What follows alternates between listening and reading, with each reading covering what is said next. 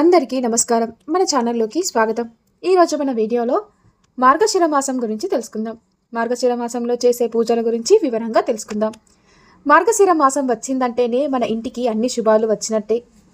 ఈ గురువారం చేసే పూజలలో చిన్న పూజకు కూడా చాలా చక్కటి ఫలితాన్ని కలిగిస్తుందని మన పెద్దలు చెబుతున్నారు.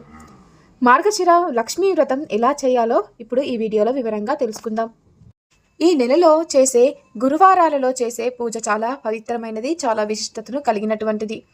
ఎంతో పవిత్రమైనటువంటి ఈ గురువారం చేసే పూజలో సాధారణంగా శుక్రవారం రోజు లక్ష్మీదేవిని పూజిస్తూ ఉంటాం.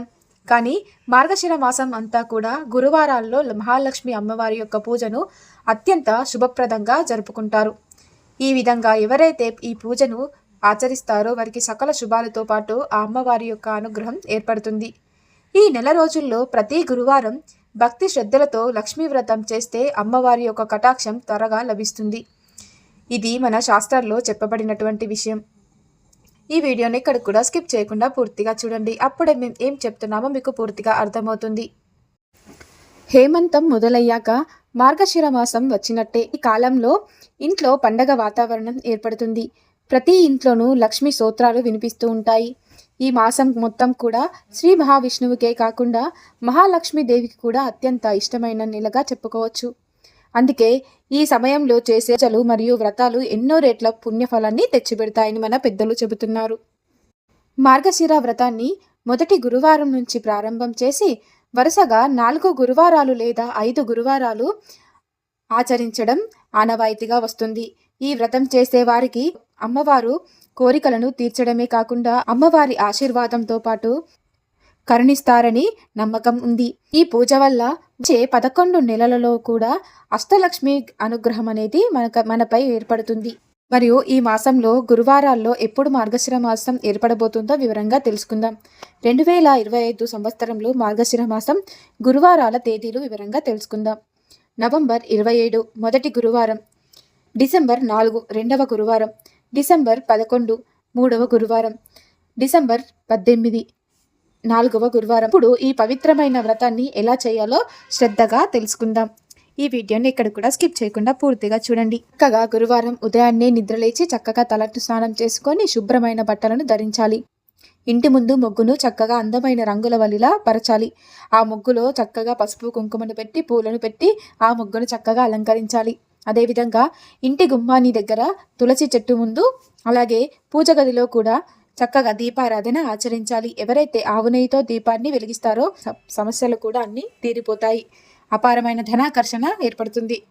ఈరోజు విశేషంగా తూర్పు దిశ లేదా ఈశాన్య భాగంలో చక్కగా శుభ్రం చేసి ఒక పీటను వేసి ఆ పీట పైన ఒక కొత్త బట్టను పరిచి దానిపై బియ్యాన్ని పొయ్యాలి. కొత్త బియ్యాన్ని పొయ్యాలి లేదా ధాన్యాన్ని ఉంచాలి. ఆపై లక్ష్మీదేవి యొక్క చిత్రపటం లేదా విగ్రహాన్ని ప్రతిష్టాపన చేయాలి.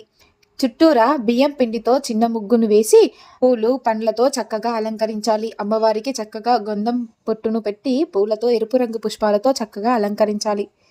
పూజను ప్రారంభించడం వినాయకుడితో పూజించాలి. మహాగణపతిని ప్రార్థించి మీకున్న విత్పన్నాలన్నీ కూడా, మీకున్న సమస్యలన్నీ కూడా తొలగించు తండ్రి అంటూ ఆ స్వామివారిని చక్కగా కోరుకోవాలి. తద్వారా మహాలక్ష్మి అమ్మవారికి పూజ చేయాలి. దివ్యమైన హిరణ్యవర్ణం ముఖాన్ని చక్కగా చదువుతూ లక్ష్మీదేవిని ఆహ్వానం చేసుకోవాలి. ఈ ఆసనం నుంచి స్నానం, చందనం, పుష్పాలు, ధూప దీపం నైవేద్యాలతో తాంబూలాన్ని సంపూర్ణంగా సేవలు సమర్పించాలి. చివరగా కర్పూర నీరాజనం ఇవ్వాలి. ఇప్పుడు పూజలో ముఖ్యమైన భాగం మంత్రాలు. లక్ష్మీదేవి మంత్రాలు చదవటం వ్రతానికి ప్రారంభం వంటి ఈ సమయంలో లక్ష్మీదేవికి ఇష్టమైనటువంటి ప్రీతికరమైనటువంటి గాయత్రి మంత్రాన్ని అత్యంత శక్తివంతమైనది కాబట్టి ఈ రోజు జపించడం అత్యంత శుభప్రదాన్ని కలిగిస్తుంది. ఓం మహాదేవ్యచ్చ విద్మహే విష్ణుపత్ని చ ధీమహి తన్నో లక్ష్మి ప్రచోదయాత్ అని ఈ మంత్రాన్ని జపిస్తూ పుష్పాలు సమర్పించాలి. తరువాత సిద్ధి లక్ష్మి కటాక్షం చదువుతూ ఈ కవచం భక్తులకు రక్షణను, శాంతిని, ఐశ్వర్యాన్ని ప్రసాదిస్తుందని నమ్మకం. ఆపై లక్ష్మీ అష్టోత్తరాలను పారాయణం చేసి అమ్మవారిని పూజలో చక్కగా ఆరాధించాలి. పూజ పూర్తయిన తర్వాత శిర వ్రత కథ వినటం ముఖ్యమైన ఆచారం.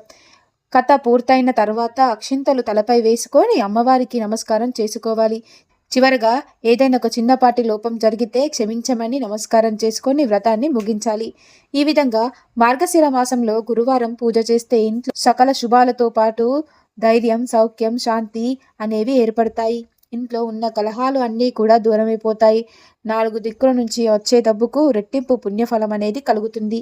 మీరు ఏ పని చేసినా చక్కటి విజయం అనేది ప్రాప్తిస్తుంది. అష్టలక్ష్ముల యొక్క అనుగ్రహం ప్రాప్తిస్తుంది. దీపారాధన, నిత్య దీపారాధన చేసినటువంటి రెట్టింపు పుణ్యఫలం అనేది లభిస్తుంది. కాబట్టి విశేషంగా ఈ మార్గశిర మాసంలో వచ్చే గురువారాలను చక్కగా అమ్మవారిని పూజించుకుందాం. మంచి ఫలితాలు ఏర్పడతాయి. తెలుసుకున్నారు కదా. మరిన్ని ఆధ్యాత్మికకరమైనటువంటి విషయాల కోసం మన ఛానల్ లైక్ చేయండి, షేర్ చేయండి, సబ్స్క్రైబ్ చేసుకోవడం మర్చిపోకండి.